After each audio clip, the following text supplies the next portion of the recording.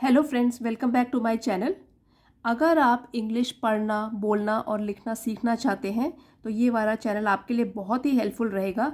यहाँ पे रोज़ मैं एक वीडियो पोस्ट करती हूँ जिसमें कि एक एक शब्द का कैसे उच्चारण करना है वो लिखा होता है, साथ ही हर एक वर्ड का मीनिंग लिखा होता है। तो जब पढ़ते समय हम साथ साथ वर्ड मीनिंग सीखते हैं तो देर तक हमें वो रिटेन रहता है दिमाग पे। और इसके अलावा जो ये स्टोरी है, आज की स्टोरी के ज़रिए तो बहुत ईजी हो जाता है इंग्लिश पढ़ना भी और सीखना भी, याद रखना। तो इसमें बहुत अच्छे मुहावरे भी यूज़ किए गए हैं और जो वर्ड्स हैं बहुत अच्छे हैं जो आपको याद भी रहेंगे और आप कहीं भी उनको यूज़ भी कर सकते हैं बोलते वक्त। तो आइए बिना देरी किए शुरू करते हैं। अभी तक अगर आपने चैनल को सब्सक्राइब नहीं किया है तो please consider subscribing to my channel. तो देखिए, जो आज का वीडियो है वो एक बहुत ही मोटिवेशनल कहानी है जिससे आपको बहुत प्रेरणा मिलेगी। इसमें रोहित जो है वो मेन कैरेक्टर है, हीरो है इस कहानी का, रोहित। तो आपको रोहित जैसे ही जो पात्र है वो असली ज़िंदगी में भी बहुत सारे मिल जाएंगे। आपने न्यूज़ चैनल्स पे इनके बारे में, ऐसे बच्चों के बारे में बहुत सुना होगा। तो कहानी का शीर्षक है where there is a will there is a way. देखिए, यहाँ पे जो ब्लू पेन से लिखा है वो तो एक एक शब्द का उच्चारण, और जो ऊपर यहाँ रेड पेन से लिखा है वो है हर एक शब्द का अर्थ। तो वो तो मैं साथ साथ आपको समझाती हुई चलूँगी। देखिए, आप पढ़ सकते हैं मेरे साथ। Where there is a will there is a way. Where जहाँ, देयर है, विल चाह या इच्छा, देयर इज़ अ वे, वे राह, वहाँ है राह। तो जहाँ चाह वहाँ राह, सिंपल अर्थों में हम बोल सकते हैं कि जहाँ चाह है वहाँ राह अपने आप खुल जाएगी या मिल जाएगी। अब स्टोरी के ज़रिए इस कहावत को और अच्छी तरीके से हम समझते हैं। ये एक कहावत है तो आपको अच्छे से समझ आ जाएगी। Rohit belonged to an extremely poor family. Belonged संबंध था उसका, टू से, एन एक्सट्रीमली पुअर एक बहुत गरीब, फैमिली परिवार। तो रोहित नाम का जो लड़का था वो एक बहुत ही गरीब परिवार से था, या उसका संबंध था, या वो पैदा हुआ था एक बहुत ही गरीब परिवार में। His father worked as a labourer in the fields. His उसके, रोहित के फादर पिता, वर्कड काम करते थे, एज अ लेबरर एक मजदूर की हैसियत से, क्योंकि वो एक मजदूर थे, इन द फील्ड्स, फील्ड्स खेतों में। तो देखिए, यहाँ पे जो वर्क है उसका second form of verb used है जो कि वर्कड। Work, worked, worked. ये वाला सेंटेंस जो है वो सिंपल पास्ट में, जिसको पास्ट इंडेफिनिट टेंस भी कहते हैं, उसमें लिखा गया है। लेबरर की स्पेलिंग देख लीजिए। तो रोहित के पिता काम करते थे एक मजदूर के रूप में खेतों में। रोहित के पिता एक मजदूर के रूप में खेतों में काम करते थे क्योंकि वो बहुत ही गरीब थे। हिज अर्निंग, अर्निंग, अर्न से बना है earning, was in sufficient, in sufficient and could hardly support a family of 5 people। अब देखिए, इसमें ये वाले सेंटेंस में इतना सारा ग्रामर भरा हुआ है, आपको बताती हूँ एक एक करके। देखिए, अर्न से बना है अर्निंग, जिसका मतलब होता है कमाई, या जितना उनका वेतन था, जितना वो कमा लेते थे। हिज प्रोनाउन है जो कि यूज़ किया गया है रोहित के पिता के लिए। वॉज से पता लगता है आपको कि ये सेंटेंस है पास्ट टेंस में। अब देखिए, सफिशिएंट तो होता है पर्याप्त, कि जिससे गुजारा हो जाए। अब उसमें जो ये इन लगाया है इसको बोलते हैं प्रीफिक्स। इनसफिशिएंट मतलब अपर्याप्त, पूरा नहीं हो पाता था, अपर्याप्त। एंड और कुड हार्डली सपोर्ट, हार्डली का मतलब होता है बड़ी मुश्किल से, सपोर्ट गुजारा, कुड सकते थे, बड़ी मुश्किल से गुजारा कर सकते थे। A family of 5 people, family परिवार 5 लोगों का। पीपल जो है वो प्लूरल है, बहुवचन है। अगर हम इसका सिंगुलर बनाएंगे तो बोलेंगे पर्सन, एक व्यक्ति, और ये बहुत से लोग। तो पीपल लोगों का। अब इसका मतलब क्या बना? हिज अर्निंग वॉज इनसफिशियंट, उनकी जो कमाई थी वो अपर्याप्त थी या पूरी नहीं पड़ती थी। And could hardly support a family, और बड़ी मुश्किल से गुजारा हो पाता था एक परिवार का, बड़ी मुश्किल से गुजारा कर पाते थे एक परिवार का जिसमें कि 5 लोग थे, तो उनका गुजारा मुश्किल से चल पाता था। Rohit, being the eldest, was different from other members of the family. Being the eldest, सबसे बड़ा, देखो द जब लगता है तो सुपरलेटिव डिग्री के पहले लगता है द, और सुपरलेटिव डिग्री कौन सी होती है? जो भी एडजेक्टिव के 3 फॉर्म्स होते हैं, positive degree, comparative degree, superlative degree. तो सुपरलेटिव डिग्री मतलब सबसे अच्छा, सबसे जो भी कहा गया है वहाँ पे वो सबसे बड़ा, सबसे अच्छा, एल्डेस्ट। सो यहाँ पे क्या है? एल्डेस्ट एल्डर से बना है, एल्डर मतलब कि बड़ा, और एल्डेस्ट सबसे बड़ा, तो द लगेगा उसके आगे। सबसे बड़ा होने के नाते वॉज था, डिफरेंट अलग, फ्रॉम अदर मेंबर्स मेंबर सदस्यों, अदर दूसरे, फ्रॉम से, ऑफ द फैमिली परिवार के। तो इस पूरे सेंटेंस का मतलब ये बना, रोहित, देखिए यहाँ पे कॉमा दिया गया है तो हमको थोड़ा विराम लेना है, रुकना है थोड़ी देर पढ़ने के लिए। हम ऐसे नहीं बोलेंगे Rohit being the eldest, Rohit being the eldest comma, तो रोहित सबसे बड़ा होने के नाते was different from other members, थोड़ा अलग था दूसरे सदस्यों से जो कि परिवार के थे। अब क्यों था वो अलग? क्योंकि जो भी परिवार में सबसे बड़ा बच्चा होता है, जैसे अगर आपके भी भाई बहन होंगे, तो अगर तो आप छोटे हैं तो उसमें जिम्मेदारी थोड़ी कम होती है, लेकिन जो परिवार का सबसे बड़ा है, अब 5 लोग हैं, माता पिता और 3 भाई बहन होंगे ये लोग, तो सबसे बड़ा होने के नाते उसमें और जिम्मेदारियां भी थी, इसलिए वो थोड़ा अलग था बाकी सदस्यों के मुकाबले, और उसका नेचर तो वो भी थोड़ा अलग था, वो थोड़े अलग स्वभाव का था। तो हम देखते हैं कि वो उसका स्वभाव क्या था। एक तो ये हो गया कि जब बड़ा है घर में तो थोड़ी जिम्मेदारी ज़्यादा है, इसलिए अपने आप ही क्या होता है, रिस्पॉन्सिबिलिटी हम लेने लग जाते हैं, जिम्मेदारियां उठाने लग जाते हैं। इंस्टेड, देखिए कई बच्चे इसको इंस्टीड बोलते हैं, इंस्टीड नहीं, instead of taking life as it comes, he decided to go to a nearby town and started distributing newspapers there.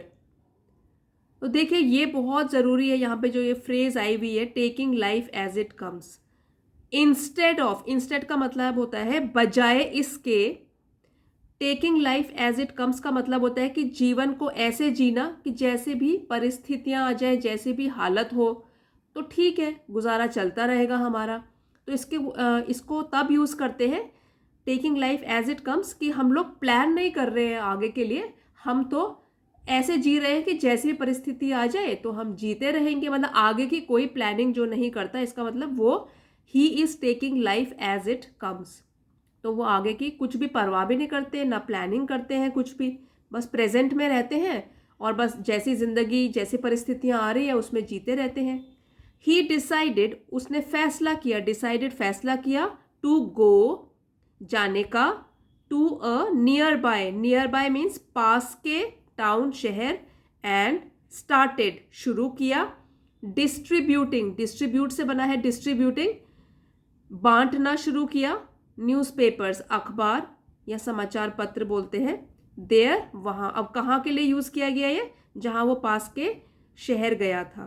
तो पूरे सेंटेंस का मतलब हुआ, बजाय इसके कि वो जीवन को ऐसे जिए कि जैसी भी परिस्थिति हो, उसने एक अलग कदम उठाया, उसने फैसला किया पास के शहर जाने का और अखबार बांटना वहाँ पर शुरू किया। स्टार्ट का पास्ट टेंस है started, second form of verb है, सेंटेंस है पास्ट इंडेफिनिट या सिंपल पास्ट में। उसने वहाँ पे क्या शुरू कर दिया, अखबार बांटना।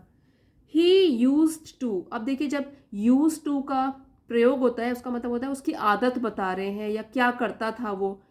ही used to get up at 3:30 AM। AM सुबह के लिए यूज़ होता है और PM शाम के लिए यूज़ होता है, 12 बजे के बाद रात के 12 बजे तक। AM रात के 12 बजे से सुबह तड़के 12 बजे तक। तो he used to get up at 3:30 AM, collect the newspapers by 4:30 AM and then start the distribution of newspapers. अब उसका क्या रूटीन बन गया, दिनचर्या, पूरे दिन का टाइम टेबल उसका क्या बन गया। He used to get up, use to जाता था, उठने, उठ जाता था, अप एट 3:30 3:30 बजे सुबह के, कलेक्ट इकट्ठा कर लेता था अखबार को, कब तक, 4:30 बजे तक, बाय 4:30 एंड और देन स्टार्ट द डिस्ट्रीब्यूशन, फिर शुरू करता था बांटना न्यूज़पेपर्स, अखबार। तो जो रोहित है वो सुबह सुबह 3:30 बजे उठ जाता था, अखबार इकट्ठा करता था 4:30 बजे तक और फिर शुरू करता था उनको अखबारों को बांटना, न्यूज़पेपर को बांटना। अब देखिए ये वर्ड है initially. Initially he would take a cycle on rent as he did not have enough money to purchase one। तो इनिशियली का मतलब होता है शुरुआत में। तो शुरू में he would take, वो ले जाता था, a cycle on rent। Rent का मतलब होता है किराए पर कोई चीज़ लेना, मतलब कि वो साइकिल के लिए भी वो पैसे पे करता था कि भाई 1 महीने के लिए चाहिए, हफ्ते के लिए चाहिए, जितने दिन के लिए भी वो लेता था, किराया देता था उसका। साइकिल ऑन रेंट, तो साइकिल तो आपको पता ही है, साइकिल उसने किराए पर ली शुरुआत में। एज, क्योंकि, ही डिड नॉट हैव, उसके पास नहीं थे, इनफ, पर्याप्त, सफिशिएंट, मनी, पैसे, टू परचेज वन, एक खरीदने के लिए। एक और चीज़ है, जब भी हम डिड के साथ डिड नॉट, डिड जो होता है ना उसके साथ फर्स्ट फॉर्म ऑफ वर्ब लगाते हैं, तो हेल्पिंग वर्ब भी है जो भी, तो ये हम हैव बोलेंगे, ही डिड नॉट हैड नहीं बोलेंगे। डिड के साथ हमेशा फर्स्ट फॉर्म ऑफ वर्ब लगती है, तो हेल्पिंग वर्ब भी होगा तो वो प्रेजेंट टेंस वाली ही होगी। तो देखिए यहाँ पे शुरुआत में वो एक साइकिल को किराए पर ले लेता था, एज, क्योंकि उसके पास पर्याप्त पैसे नहीं थे एक साइकिल खरीदने के लिए, तो उसने क्या किया हुआ था, एक साइकिल किराए पर ली थी। He used to get monthly wages from the newspaper distributor.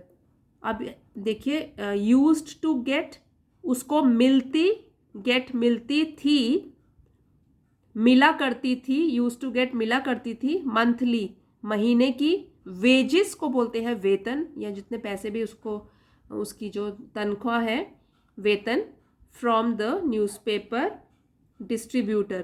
तो न्यूज़पेपर है अखबार और डिस्ट्रीब्यूटर है जो उसका मालिक है, जो उसको बेचने के लिए देता है, तो उससे उसको महीने में वेतन मिलता था, उसको पे मिलती थी। फ्रॉम हिज डिस्ट्रीब्यूटर, जो उसको अखबार देता था बेचने के लिए, हिज एम्प्लॉयर, एम्प्लॉयर का मतलब होता है मालिक, एंड 1 न्यूज़पेपर एवरी डे। तो एक तो उसको महीने में वेतन मिलता था और क्या मिलता था, 1 न्यूज़पेपर एवरी डे, रोज़ एक समाचार पत्र, एक अखबार भी उसको मिलता था कि ठीक है तुमको पे तो मिलेगी, साथ में एक अखबार भी रोज़ मिलेगा, उसको तुम पढ़ सकते हो। तो मालिक उसका अच्छा था, उसका ध्यान भी रखता था। Rohit was very hard working as well as studious. Rohit very hard working, was था, वेरी बहुत, हार्ड वर्किंग मेहनती, एज वेल एज ये इकट्ठे यूज करते हैं, एज वेल एज जिसका मतलब होता है साथ ही, स्टूडियस, स्टूडियस पढ़ाकू। तो रोहित बहुत ही मेहनती साथ ही पढ़ाकू था। ही enrolled himself in a government school where the fee was very nominal. ही रोहित के लिए यूज किया है, प्रोनाउन है. एनरोल्ड हिमसेल्फ, एनरोल्ड का मतलब होता है दाखिला करवाना, नाम दर्ज कराना. हिमसेल्फ अपना. अब नाम दर्ज कराना का मतलब क्या हुआ? कहीं जब हम एडमिशन लेते हैं, दाखिला लेते हैं तो नाम लिखवाते हैं, उसी को बोलते हैं कि एनरोल्ड हिमसेल्फ. तो उसने क्या किया? एक गवर्नमेंट सरकारी स्कूल में, वेयर जहां द फीस थी वेरी नॉमिनल, बहुत ही नाम मात्र की थी, मतलब बहुत ही कम थी. नॉमिनल का मतलब होता है नाम मात्र का, बस नाम है कि फीस है, असली में बहुत ही कम है पैसे जो भी देने हैं उसको. तो उसने क्या किया? उसने एक सरकारी स्कूल में दाखिला करवाया अपना, जहां पर जो फीस थी वो बहुत ही नाम मात्र की थी. Whatever wages he earned, he sent part of it to his family in the village. अब whatever का मतलब होता है जो भी. wages जो वेतन को बोलते हैं, तनख्वाह, पे. he earned जो वो कमाता था. he sent, देखिए SEND, सेंड होता है first form of verb, sent होता है second form past tense. He sent part, एक हिस्सा, ऑफ इट मतलब पे का, अपने वेतन का एक हिस्सा भेजा करता था. To his family in the village, to his अपने परिवार के लिए, गांव में, इन में. तो जो रोहित है, जो भी उसे वेतन मिलता था, जो भी वेतन वो कमाता था, वो उसका एक हिस्सा भेजता था गांव में अपने परिवारजनों के लिए. Years rolled on and his employer was impressed by Rohit's hard work and studious nature. Years rolled on का मतलब होता है सालों बीतते गए या बीत गए. एंड हिज एम्प्लॉयर, और उसका एम्प्लॉयर, मालिक जिसने उसको एम्प्लॉय किया हुआ था, काम में लगाया था. वॉज इम्प्रेस्ड, वो बहुत प्रभावित हुआ. बाय रोहित्स हार्ड वर्क, रोहित्स यहाँ अपॉस्ट्रोफी लगा है और एस लगा है, तो उसका मतलब होता है रोहित का के की. तो का के की किसके हिसाब से यूज होगा? यहाँ पे जो वर्ड है, तो हार्ड वर्क का मतलब होता है मेहनत, तो रोहित की मेहनत से प्रभावित हुआ. एंड स्टूडियस नेचर, स्टूडियस होता है जो बहुत पढ़ाई करते हैं, नेचर स्वभाव. तो जो सालों बीत गए और रोहित का जो मालिक था वो रोहित की मेहनत और पढ़ाकू स्वभाव से बहुत प्रभावित हुआ. एक तो रोहित का नेचर इतना अच्छा है, वो अपना काम अच्छे से करता है, साथ ही अपने पढ़ाई लिखाई करता रहता है. तो कौन प्रभावित नहीं होगा ऐसे बच्चे से? सभी लोग प्रभावित होंगे और उसकी हेल्प करना चाहेंगे. His employer offered him to get admitted in a college after passing from school. His, Rohit के एम्प्लॉयर जो मालिक है, ऑफर्ड हिम, तो उससे उन्होंने पेशकश की या उसको बताया, टू गेट एडमिटेड, कि वो भर्ती, एडमिटेड भर्ती हो जाए, गेट होना, इन अ कॉलेज, कॉलेज में, आफ्टर, आफ्टर का मतलब होता है बाद में, पासिंग फ्रॉम स्कूल, स्कूल से पास होने के बाद या उत्तीर्ण होने के बाद. पहले स्कूल तो पास करे, तो वो तो खैर करेगा ही क्योंकि वो बहुत मेहनती बच्चा है और बहुत पढ़ाई करता है. तो his employer offered him to get admitted in a college after passing from school. उसके मालिक ने एक पेशकश की उससे, रोहित से, कि वो स्कूल से पास होने के बाद कॉलेज में भर्ती हो जाए, या कॉलेज में भर्ती होने की रोहित से पेशकश की. उसको बताया कि आप कॉलेज में भी पढ़ना, कॉलेज भी ज़रूर करना, तभी आगे अच्छी नौकरी मिलेगी. He joined the college and was the first person from his village to become a graduate. अब देखिए डिफिकल्ट वर्ड्स पहले जान लेते हैं। जॉइंट भाग ले लिया या भर्ती हो गया कॉलेज में। वॉज था फर्स्ट पर्सन पहला व्यक्ति। फ्रॉम हिज विलेज अपने गांव से। टू बिकम जो बना। अ ग्रेजुएट स्नातक, जब हम ग्रेजुएशन कर लेते हैं तो हमें स्नातक डिग्री मिलती है, स्नातक की डिग्री मिलती है। तो अब इस सेंटेंस का मतलब बना कि रोहित ने कॉलेज में दाखिला लिया और वो अपने गांव से पहला व्यक्ति था जो कि स्नातक बना। बिकम जो कि स्नातक बना, जिसने ग्रेजुएशन की। तो इसका मतलब उसके गांव में लोग ज़्यादा पढ़े नहीं हैं, तो वो पहला व्यक्ति बन गया अपने गांव में जिसने कि ग्रेजुएशन करी थी। He read all the books he could get hold of. Full stop. तो देखिए रीड और फिर जो रेड होता है ये सेकेंड फॉर्म ऑफ वर्ब है, क्योंकि पास्ट टेंस में चल रहा है ये सेंटेंस।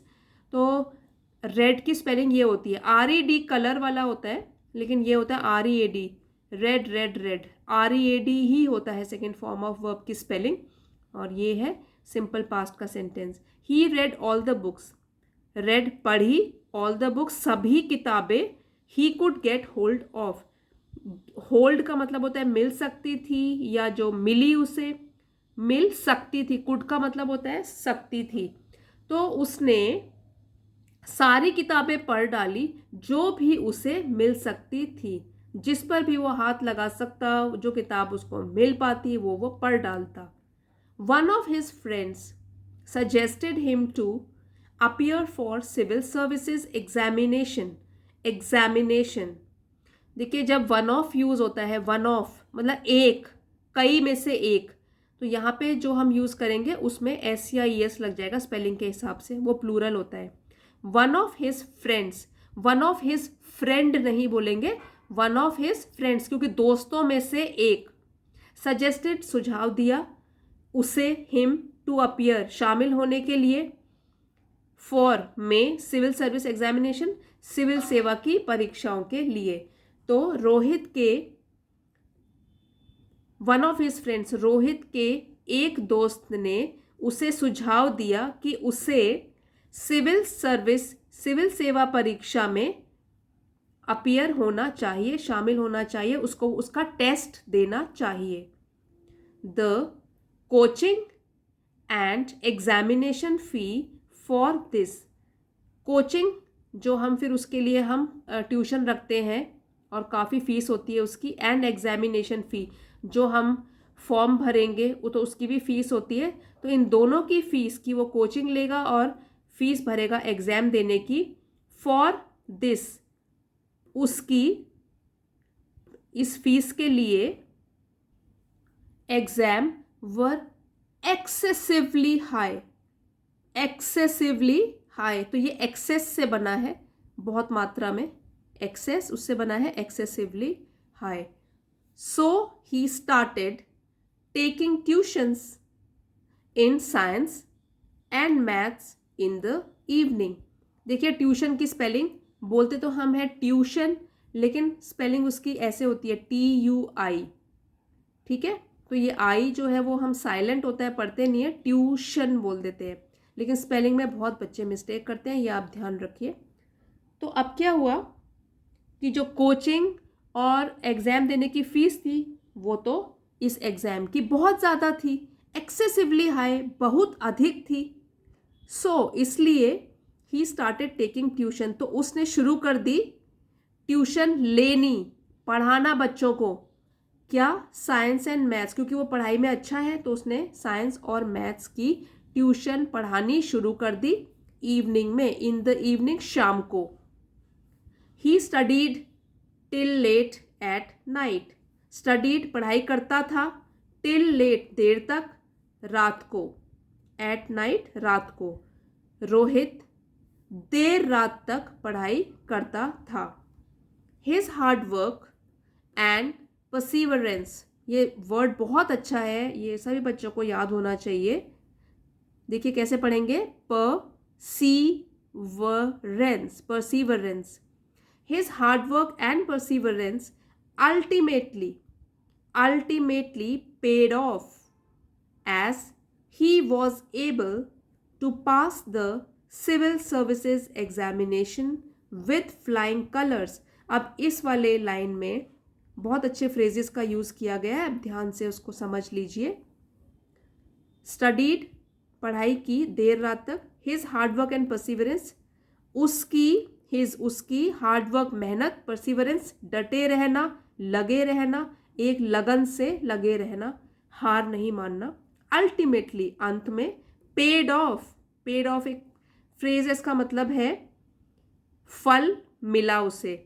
एज ही, क्योंकि वो, वॉज एबल टू पास कर पाया था द सिविल सर्विसेज एग्जामिनेशन, सिविल सेवा की परीक्षा, विद फ्लाइंग कलर्स. इसका मतलब होता है, ये एक फ्रेज है, इसका मतलब होता है पूर्ण सफलता के साथ, पूरी सफलता मिली उसे. तो उसकी, रोहित की मेहनत और लगन, डटे रहने की जो आदत थी, अंत में उसका, रोहित को फल मिला, पेड ऑफ, फल मिला, क्योंकि वो सिविल सेवा की परीक्षा को पास कर पाया था, और वो भी पूर्ण सफलता के साथ, विद फ्लाइंग कलर्स, पूरी सफलता के साथ. He was very excited and so were members of his family and the whole village. Very excited, बहुत खुश था, and so were, और इसी तरह भी थे, मेंबर, सदस्य, ऑफ हिज फैमिली, उसके परिवार के सदस्य भी, एंड द होल विलेज, पूरा गांव. तो देखिए, रोहित जो है वो बहुत खुश था, और इसी तरीके से खुश थे उसके परिवार के सदस्य और पूरा गांव. After initial training, Rohit was posted as district magistrate of his own district. After, बाद में, किसके बाद में, इनिशियल ट्रेनिंग, इनिशियल पहले की ट्रेनिंग, जो प्रशिक्षण होता है, पहले हमको सीखना पड़ता है. अब जो उसने एग्जाम तो पास कर दिया, उसके बाद ट्रेनिंग पीरियड होता है. तो प्रारंभिक शिक्षा के बाद, प्रारंभिक जो प्रशिक्षण है, उसके बाद रोहित की जो पोस्टिंग हुई, उसकी ट्रांसफर हुई, उसका तबादला हुआ. तो किस पोस्ट पे हुआ, एज डिस्ट्रिक्ट मैजिस्ट्रेट, जिला अधिकारी के रूप में, और वो भी ऑफ हिज ओन डिस्ट्रिक्ट, अपने ही जिले में. देखिए कितनी अच्छी बात है. Rohit was posted as district magistrate of his own district. तो रोहित जो है, उसकी पोस्टिंग हुई, उसकी बदली हुई, तबादला हुआ एक जिला अधिकारी के रूप में, और वो भी अपने ही जिले में. This was the day when Rohit could not hold his tears. This, ये था एक दिन जब रोहित कुड नॉट होल्ड, रोक नहीं सका, हिज टीयर्स, अपने आंसू, टीयर्स, आंसू. तो ये एक ऐसा दिन था जब रोहित रोक नहीं सका अपने आंसू. तो जो खुशी के आंसू हैं इस पर, जो उससे रुक नहीं रहे, क्योंकि इतना बड़ा ऑफिसर बन के वो भी अपने ही जिले में आया है. तो है वो बहुत ही अच्छा मोमेंट उसके लिए.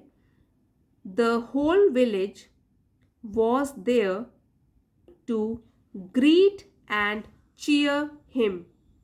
होल, पूरा, विलेज, गांव, वॉज देयर, वहाँ था, to greet and cheer him, उसका स्वागत करने के लिए, ग्रीट स्वागत, एंड चीयर हिम, बधाई देने के लिए या जयकार करने के लिए. तो जो पूरा गांव था वो वहाँ मौजूद था रोहित का स्वागत करने के लिए और उसे बधाई देने के लिए. He was an inspiration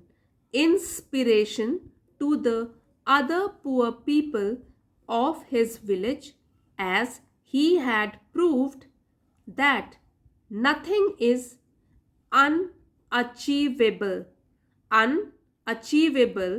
if one works diligently for it. इसमें भी बहुत अच्छे अच्छे वर्ड्स का प्रयोग हुआ है और आप मीनिंग समझ लीजिए।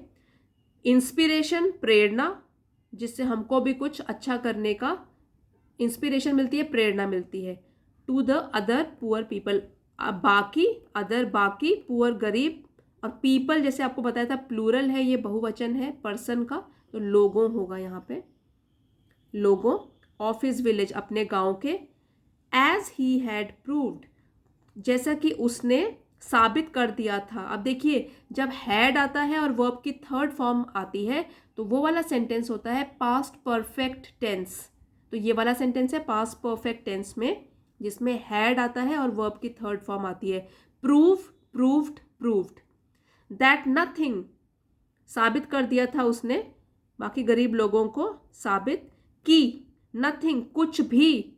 अनअचीवेबल, देखिए अचीव तो होता है मिल जाना और या पहुंच जाना, कोई चीज़ हमको जब हासिल हो जाती है। लेकिन अगर उसमें ये हमने प्रीफिक्स लगा दिया जिसको बोलते हैं उपसर्ग, पहले तो उसका मीनिंग चेंज हो गया, अब बन गया उसका उल्टा अर्थ।